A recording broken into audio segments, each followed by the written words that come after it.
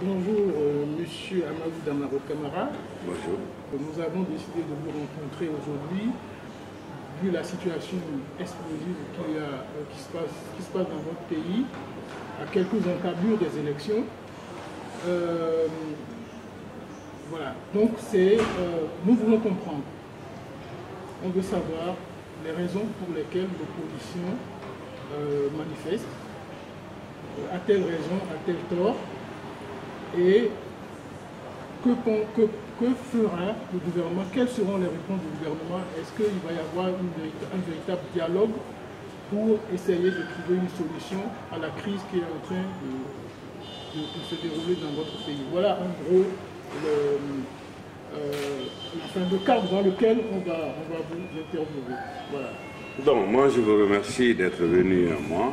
D'abord, je voudrais vous informer d'entrée de jeu que dans la constitution guinéenne, l'opposition a un rôle à jouer. L'opposition guinéenne dans la constitution est d'utilité publique. Elle doit suggérer, elle doit critiquer, et surtout critiquer et suggérer. Malheureusement, on a une opposition que je peux scinder en deux. Il y a une opposition qui a un état d'âme. M. Kouyaté à Paris et M. Baouri à Paris pour des raisons personnelles. M. Kouyaté qui accuse le président de la République de ne pas avoir respecté des accords électoraux avec lui. Donc, lui, son opposition, il demande le départ comme une vengeance, une vendetta, le départ du président de la République. Baouri a aussi un état d'âme, non seulement contre le président, mais contre même son partenaire de circonstances qui est la cellule d'Alain Diallo. C'est lui qui a fait le parti UFDG. M. Alain Diallo lui a retiré parce qu'il n'a pas les moyens, comme ça se passe en Afrique. Il a été si proche de la victoire avec 40 et quelques pourcents au premier tour, ils l'ont perdu au deuxième tour. Il avait déjà son plan en tant que leader du parti du pouvoir, entre guillemets. Et troisièmement, il est en exil, qui n'est pas tout à fait doré. Il ne peut même pas se déplacer sans la bénédiction financière de Cellou Dalein. Et on a une autre opposition qui semble être républicaine. C'est Cellou Dalein, c'est syrien. Avec la différence qu'ils n'ont en commun que leur position de faire partir Alpha Condé. Mais après, la lutte entre eux n'est même pas latente, mais elle est patente. Quand tu as affaire à une opposition comme ça, comme je les appelle, c'est une opposition utile, mais nous sommes une majorité chanceuse parce que l'opposition d'aujourd'hui, c'est celle qui était au pouvoir. C'est des anciens premiers ministres, c'est tous des anciens ministres. S'ils ont si bien travaillé en Guinée, c'est pourquoi la Guinée est aujourd'hui dans cet état. Nous devons tout faire. La démocratie, quand on a arrêté le procès Alpha Condé, M. Sidi Touré était Premier ministre. Hein. On l'a gardé pendant 2 ans. Sa seule réponse était que son rôle était essentiellement économique. Donc des violations des droits de l'homme ne l'intéressaient pas. Comme si brusquement, ces messieurs, du jour au lendemain, deviennent des démocrates, alors que chacun a servi au moins 4 ans. Une des dictatures les plus reconnues en Afrique, qui ne brillait pas par le respect ni des droits de l'homme ni de la démocratie. Maintenant, de quoi il s'agit en réalité? J'allais y venir, excusez-moi. Oui, de quoi il s'agit aujourd'hui? C'est qu'il y a eu des accords le 3 juillet, quels sont en 2013. Les accords avaient 2 exigences principales. Avoir un opérateur technique fiable, Gemalto sur le marché du numérique sans conteste, il ne conteste pas, et les élections législatives. Nous avons eu ces 2 acquis. Les élections législatives, nous avons l'Assemblée la plus équilibrée d'Afrique. C'est-à-dire que le pouvoir n'était pas dans une logique de fraude. Sur les 113 députés, 114 députés, ils en ont 49. Il y a des non-inscrits qui sont 5. C'est-à-dire que le débat est vraiment un débat très équilibré à l'Assemblée nationale. Et dans cet accord, on devrait avoir des élections communales et communautaires pendant le trimestre 2014. Mais comme vous le savez, en 2014, au mois de mars 2014, ici en Guinée, pour faire de la politique, il faut vivre, il faut être en vie. On mourait ici, de gauche à droite, et sur toute l'étendue du territoire. Il y avait une autre priorité que des élections de maire. La CENI avait commencé le processus, a même dépensé beaucoup d'argent. Mais il y a toute une région, la région forestière, où on ne pouvait même pas envoyer des agents pour un recensement ou pour une révision quelconque de la liste. D'abord, n'importe quel officiel, pour une incompréhension ou mauvaise interprétation de l'épidémie Ebola, on vous chassait.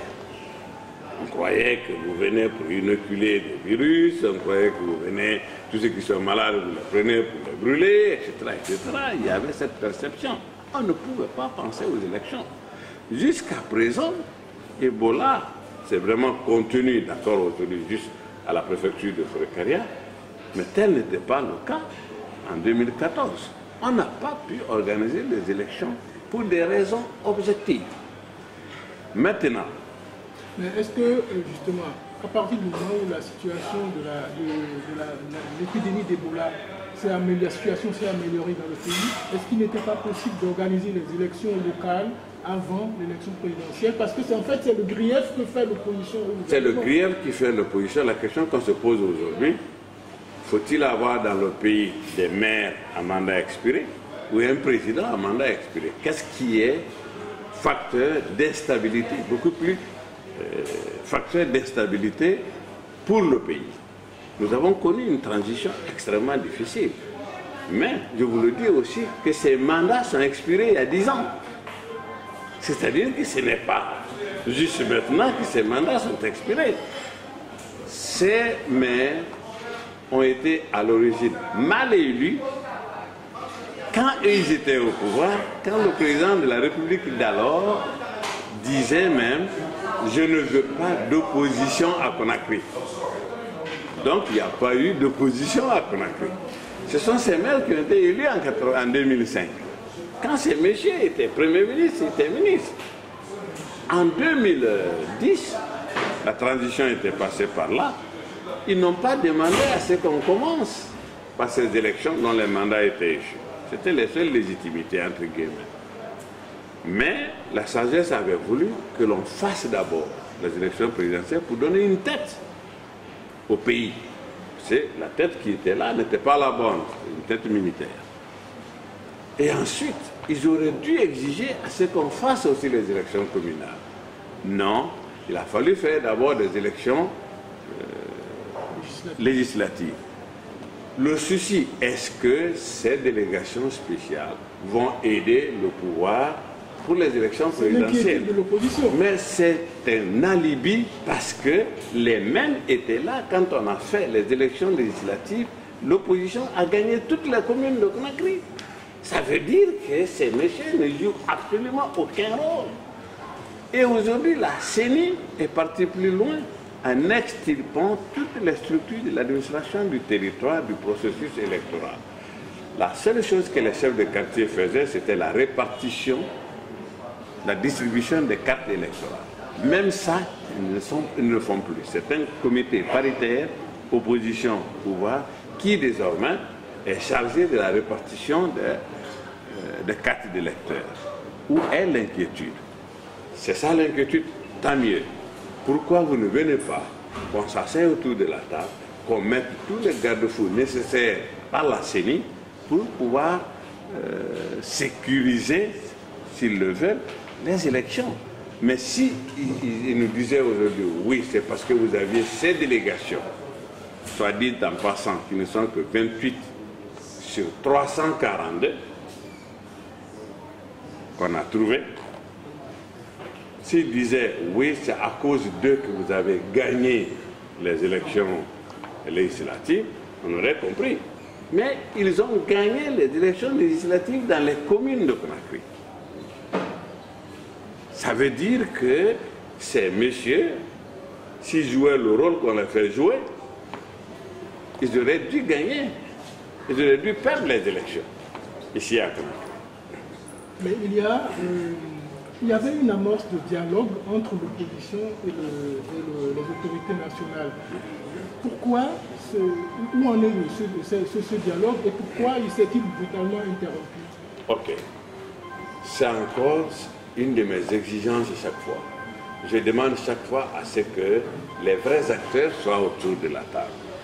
Souvent, on nous envoie autour de la table des gens dont la force politique n'est que le débit de l'air vert, qui n'ont aucune représentativité sur le terrain, qui n'ont jamais fait de congrès pour se faire élire. Soit dit en passant, aucun de ces leaders n'a tenu un congrès. Ils sont tous hors mandat aussi, expirés.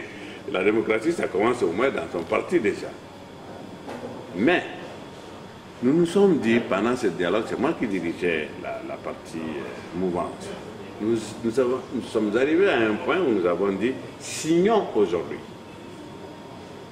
Comme c'était les intermédiaires qui étaient autour de la table, il fallait, sous prétexte, consulter la base. J'ai même ironisé en disant, oui, la base se trouve en Chine, parce que Celludel était en Chine, il faut le consulter. Mais on dit souvent, oui, il y a eu des conclusions qui n'ont pas été signées. Quand on a négocié sur le fonctionnement de la CENI et qu'on nous parle de récomposition de la CENI dans les conclusions écrites, ça fait deux choses différentes. C'est deux choses différentes. Fonctionnement de la CENI, on peut avoir un comité de veille, on peut avoir un comité de suivi. Mais quand on parle de récomposition de la CENI, ça veut dire qu'il faut changer la CENI. Bien que ça concerne toujours la CENI, c'est deux choses totalement différentes. C'est pourquoi on nous a envoyé une conclusion écrite qui n'avait rien à voir avec ce qui avait été discuté. Nous, on était sur le fonctionnement de la CENI. Mais dans les conclusions, ils nous ont amené la récomposition de la CENI.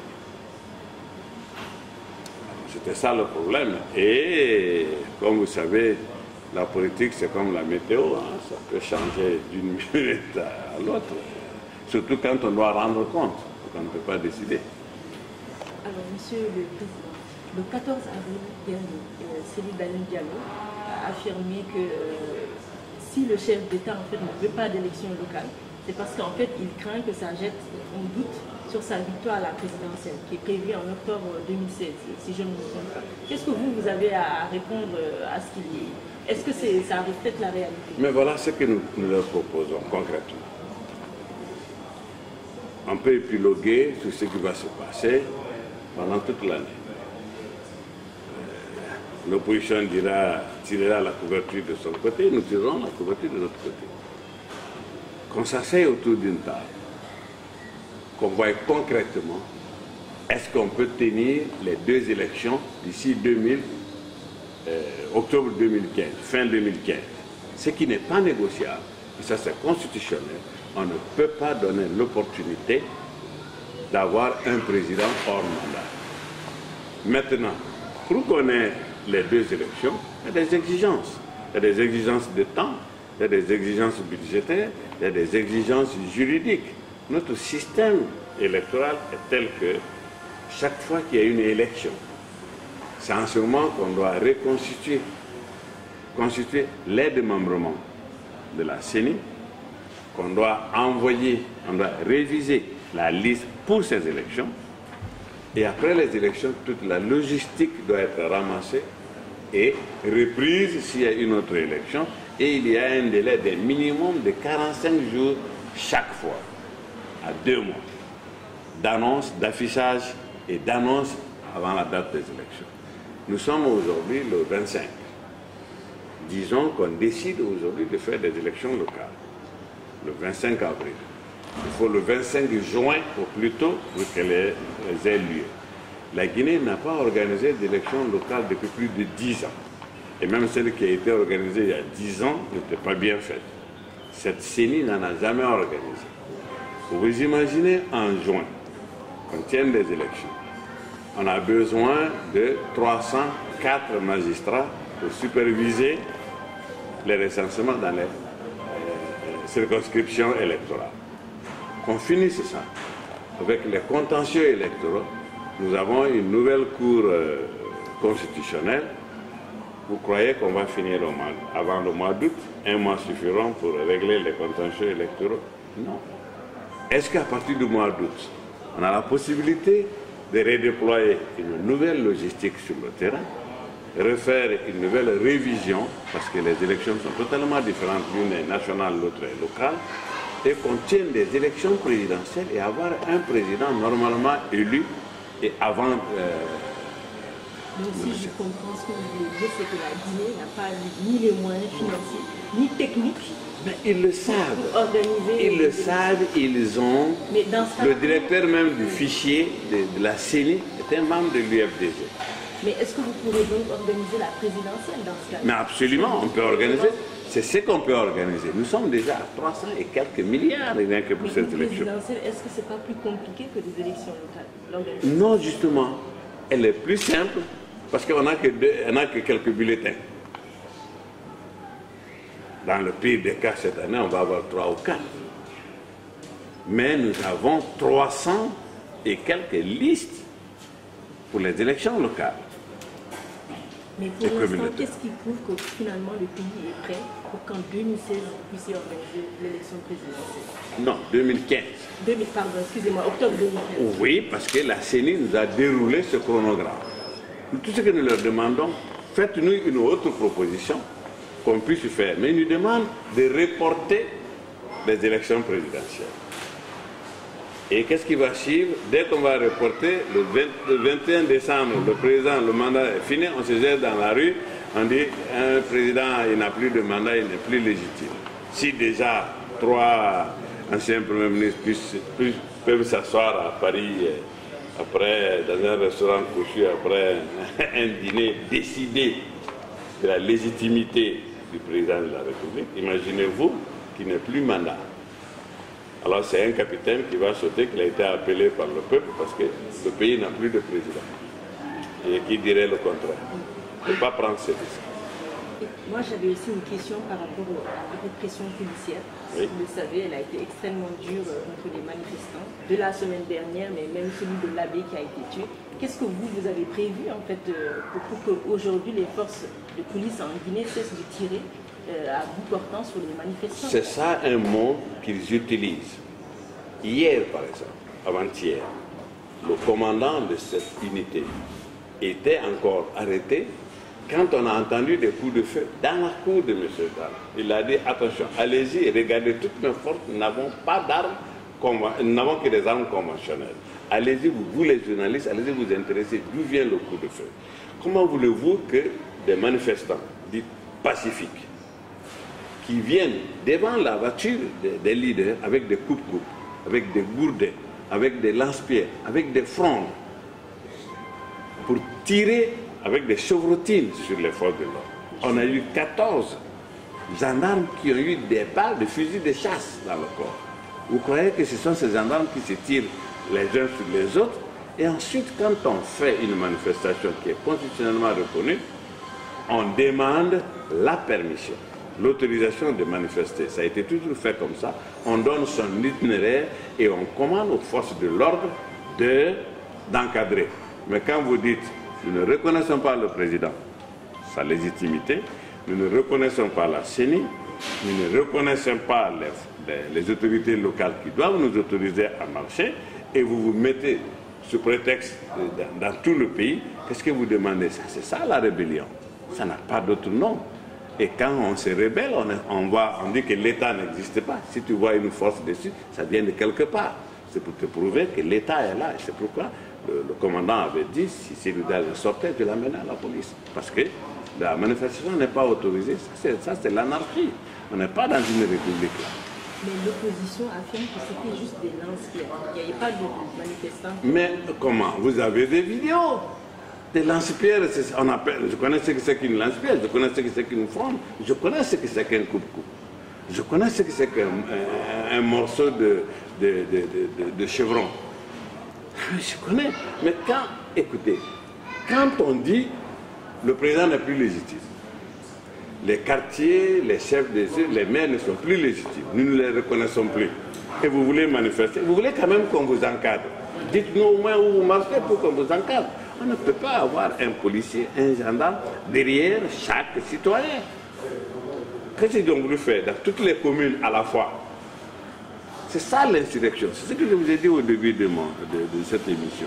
Il y a deux oppositions. Une opposition qui ne veut pas du tout de dialogue, qui veut que le départ de M. Alpha Condé. Et vous avez vu la manifestation quand ils l'ont étendue à toute l'étendue du territoire. Toute la Guinée forestière, pas un seul manifestant.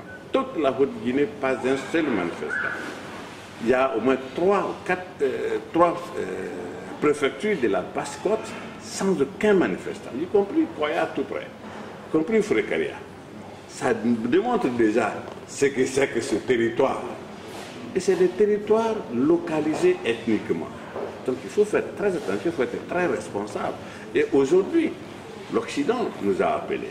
Il y avait l'ambassadeur des États-Unis, de France, de la Russie, de la Grande-Bretagne, du Japon, tous ces pays, plus le représentant spécial de Ban Ki-moon pour la riposte contre Ebola. Il y avait la coordinatrice nationale du système des Nations Unies pour attirer notre attention. Nous sommes à plus de 5 milliards dans les 3 pays pour lutter contre Ebola. Attention, à cause de vos manifestations, à cause de vos violences, nous n'arrivons plus à suivre les contacts. Et un seul malade de virus fait faire répartir tout le système. L'Ebola est au-dessus des parties. Ça a été déclaré par les Nations Unies comme menace pour la paix et la sécurité mondiale. Revenez autour de la table. Moi, j'ai déclaré que nous sommes prêts autour de la table, sans tabou, sans limitation. On pose tous les problèmes sur la table pour qu'on en discute. De tout le processus, vous croyez que l'Assemblée a quelque chose à voir dedans? L'acquis principal des accords du 3 juillet, c'était l'Assemblée nationale. Ils se sont retirés de l'Assemblée nationale. Pourquoi faire? Pour ne pas donner la chance même à la deuxième institution du pays de fonctionner. Mais quand c'est la lutte pour la démocratie, nous sommes d'accord. Mais quand c'est la lutte pour le pouvoir à tout prix, on va mater. Chamadou Dambaro Camara, vous êtes le président du groupe parlementaire de l'APG, de l'Arc-en-Ciel. Oui. Dites-nous, il y a un problème essentiel qui prévaut aujourd'hui dans la République guinéenne, c'est le problème ethno-tribal. Oui. On voit les Soussous, on voit les Manaké et on voit les Peuls. D'un coup, on veut le pouvoir pour les Peuls et d'un coup, on veut le pouvoir pour les Soussous. Et croyez-vous que le pays peut tourner avec ce genre de compromis? Mais pas du tout. Nous qui avions... Notre génération est née avant la fin de la colonisation. Nous avons vu, quand la Guinée devenait indépendante, il n'y avait que 5 universitaires en Guinée. Mais le principal leader, en ce moment, son fief, c'était Kankan. Kankan, c'est la capitale de la Haute-Guinée. Ça n'existait pas.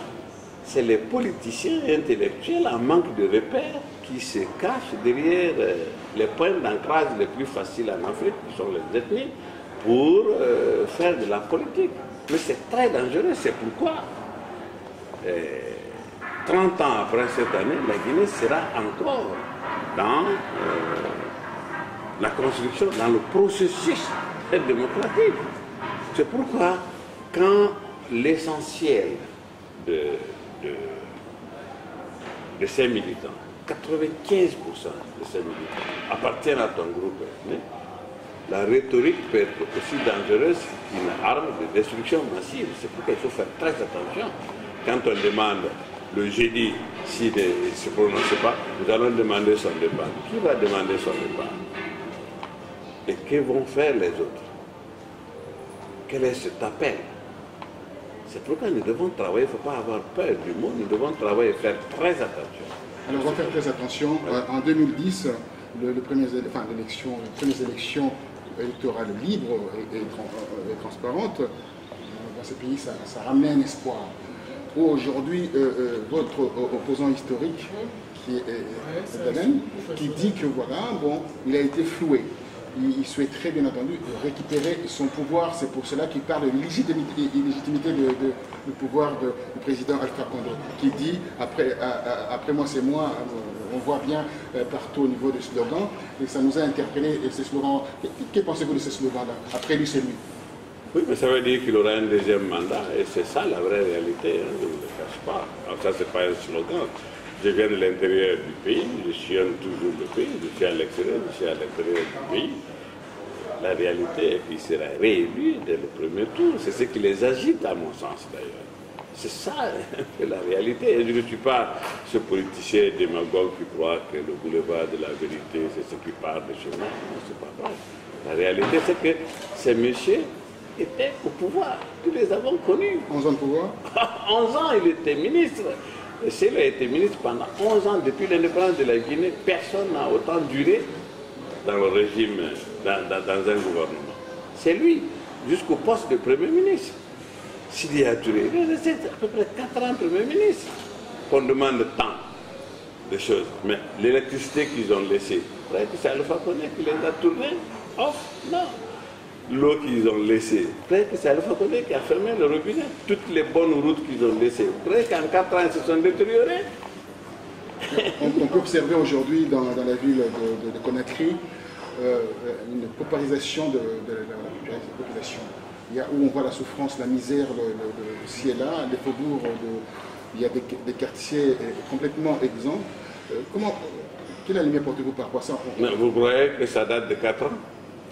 Non, nous les avons trouvés. Et qu'on ne nous exige pas de faire de la Guinée comme le Danemark en 4 ans. La Guinée était dans un puits. Imaginez-vous. Je ne connais pas votre background, mais imaginez-vous qu'en 2 ans, qu'on ait signé des contrats pour plus d'1 milliard d'euros. En 2 ans. Qu'on ait sorti plus d'argent. C'est-à-dire que la dette du trésor public sur la banque, la dette de la Banque centrale sur le trésor public,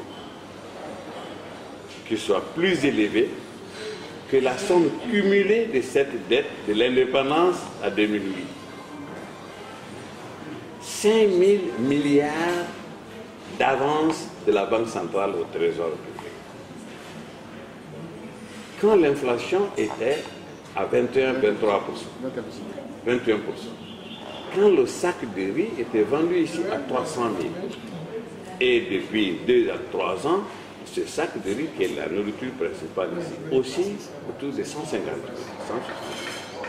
La meilleure qualité à 180 000. Cela se sent dans le panier de la ménagère. Quand le salaire le plus élevé était 1,5 million et qu'il a doublé depuis qu'Alpha Condé est au pouvoir, quand l'inflation est autour de 10%, quand le sac de riz de 300 est revenu à 150, vous croyez qu'on est plus pauvre quand on a le salaire doublé, on est plus pauvre quand l'inflation va de 21 à 10, on est plus pauvre quand on peut acheter le sac de riz à 150 au lieu de 300. Ce n'est pas vrai. Les Touli, là, date de 1890, quand Conakry a été déclaré capitale. Au contraire, vous êtes allé du côté de Kipé, sur Alpha Condé, on commence à construire de manière organisée. On commence à construire. Alors, comment faire pour construire un État qui est aujourd'hui en déliquescence au regard de ce qui se passe en termes de corruption, la mégestion, et également le tribalisme, enfin, les ethnismes dans votre pays? Premièrement, quand vous parlez de tribalisme, moi je suis malinqué. J'ai une femme père. J'ai demandé à 27 ans. 27 ans. Je voulais construire ma maison dans un quartier que j'aime. Je suis allé, parce que je suis malinqué, on m'a dit, ah non, écoutez, c'est dommage, on n'a plus de parcelles. Je demande, j'explique à un ami. Après, il me dit, tu parais intelligent, mais tu ne l'es pas. Envoie ma soeur. J'ai envoyé ma femme. On nous a montré 14 parcelles. Nous en avons acheté 2 pour construire. C'est il y a 27 ans. Ça s'entendait à peine était connu ici. Ça ne relève pas de lui. Fouillez un peu Conakry. Allez-y de Dixine jusqu'à km 36 sur l'axe de Bambeto. C'est occupé par une seule population. Ça n'a jamais été une politique d'urbanisation. Ce n'est pas le fait d'avoir des terres qui pose un problème. Mais quand on décide de les vendre, qu'on ne les vend qu'à une catégorie, c'est ce qui pose problème pour l'unité nationale. l'unité nationale n'est pas seulement politique, l'unité nationale doit être culturelle. L'essence, le critérium pour la nation, pour la création d'une nation, c'est quoi? C'est la volonté clairement exprimée de vivre ensemble. Il faut qu'on accepte de vivre ensemble. Il faut qu'on accepte, quand vous allez à la SIG, ce sont les Malinqués seulement. Quand vous attaquez là-bas, on a l'impression que vous attaquez au Malinqué. Vous allez sur l'axe Bambeto, vous attaquez là-bas. C'est pourquoi l'expression toujours, on nous tue nos enfants, on nous tue nos enfants. C'est posé en termes de tribalisme. Et l'État n'existait pas quand on va Condé. L'État guinéen est mort avec le général Lansana Condé. Ma question sur le rapport, bien entendu, du partenaire de l'EPDH qui tire une sonnette d'alarme, c'est au GDP-NDH, qui dit clairement qu'il y a la répression dans ces pays, le pays est caporalisé, le pays est militarisé, le pays est martial. Où on trouve plus de 4 morts, 6 d'ailleurs, il parle de 6 morts, depuis le 14 avril. Oui, c'est M. Tchernosso. Ouais. Oui, je le classe derrière l'UFDG. Il n'a pour lui non de droit qu'une catégorie de Guinéens. Et chaque fois qu'il parle de droits de l'homme, c'est quand même. Vous jetez le propre sur la personne? Non, absolument, je n'ai aucun respect pour lui. Dans ses opinions, je n'ai absolument aucun respect pour lui. Je l'ai dit à d'autres occasions, il y a plusieurs fois. Et depuis des années, il ne réclame de droit que quand il s'agit d'une catégorie de Guinéens. Ça aussi, c'est très dangereux. Pendant ce temps, 4 mois après l'arrivée du professeur Alpha Condé à Garapay, dont j'ai été moi-même pour calmer les esprits, on a brûlé juste 37 Koniakés qui sont un sous-groupe malinqué. Je ne l'ai pas entendu. Je ne l'ai pas entendu.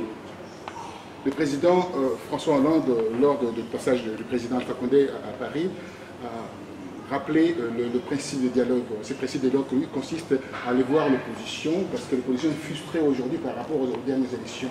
Et également rétablir une paix à travers en fait, cet aspect sanitaire de la chose. Comment voyez-vous ces discours du président François Hollande? Le président Alpha Condé est d'accord, est disposé à ouvrir le dialogue. Ce matin, je lui ai encore parlé, c'était dans ce sens. Mais il s'est bien posé la question sur le perron de l'Élysée. Nous allons dialoguer autour de quoi? Est-ce que vous croyez que les partis doivent se réunir au nom de la paix, de modifier les lois quand il y a une assemblée dans le pays? On n'avance pas comme ça. Quand il y a une assemblée, on laisse l'assemblée faire des propositions de loi, ou des projets de loi, les voter, les amender. Mais des partis ne se retirent pas de l'Assemblée, se retrouver dans la rue pour exiger à ce qu'on modifie une loi. Et on veut construire la démocratie. Il faut qu'on apprenne qu'il y a des lois qui ne peuvent ne pas nous plaire. Quand tu n'as pas la majorité, tu attends d'avoir la majorité. C'est ça la démocratie. On nous demande la proportionnelle, même dans les instances de l'Assemblée. Vous venez de France. C'est la gauche qui a toutes les directions de l'Assemblée française. Vous allez aux États-Unis où je réside. Mais avec une majorité aussi courte que 52 républicains et 48 démocrates, toutes les présidences des commissions assurées par le parti majoritaire.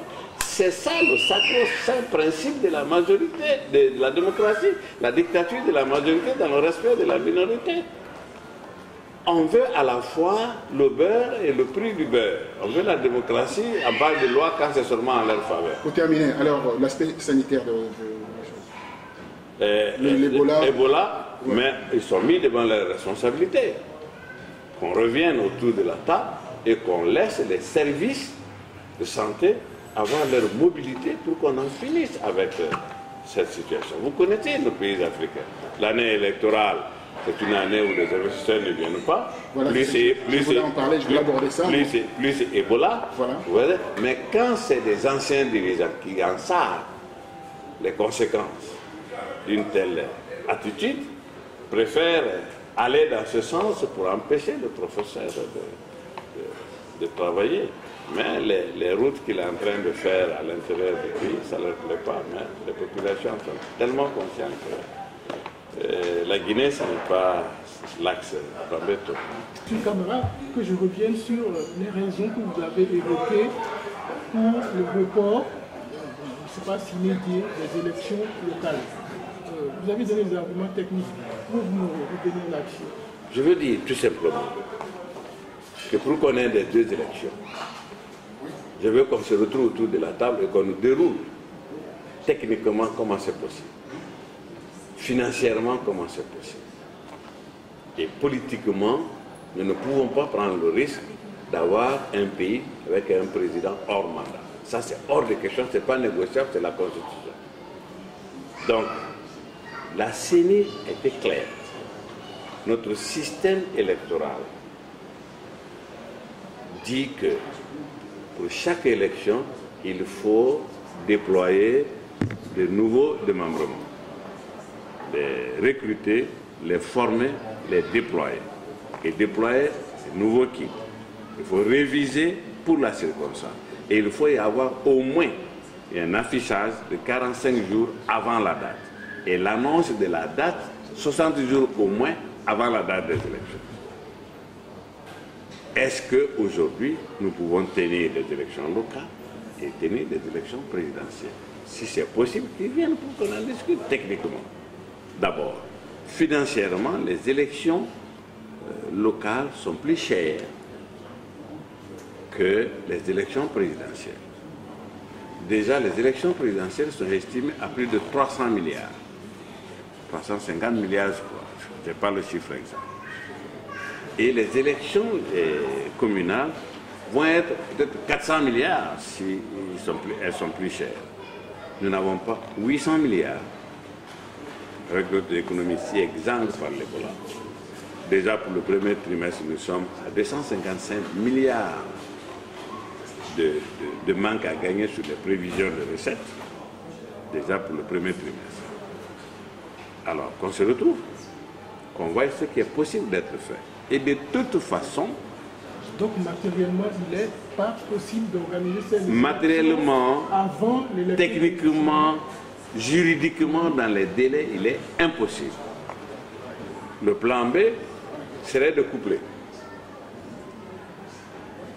Ça risque d'être plus compliqué, mais techniquement, qu'on voit dans quelle mesure cela peut être fait. Mais vous savez que l'opposition dit que les maires actuels, les responsables locaux actuels ont été désignés par le chef de l'État et qu'ils sont susceptibles éventuellement de favoriser les listes électorales de la mouvance présidentielle si ces élections législatives sont organisées en l'État. Bon. En l'État, nous avons eu, avec les mêmes personnes, les élections législatives passées.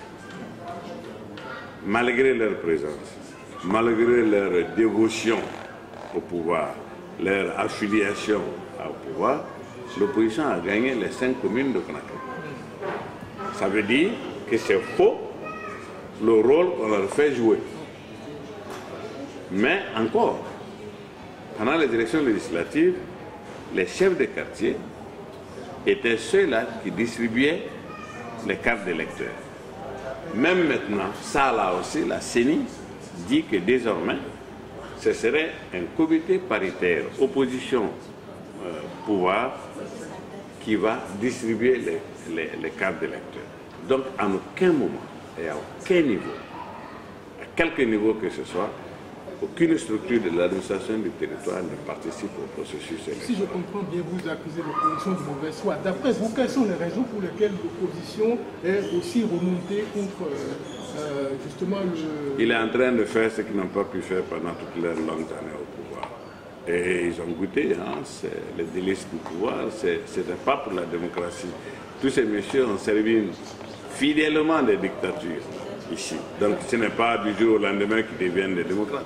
Mais vous avez vous-même dit qu'il y a une opposition responsable qui est représentée par celle d'Alain Diallo et non, je dis plus républicaine que d'autres. Et ça, elles sont toutes irresponsables. Mais il y a une opposition plus républicaine, plus républicaine que l'opposition mode Baouri ou mode Kouyaté. Moi, je voudrais revenir sur une scène que j'ai vue ce matin sur France 24.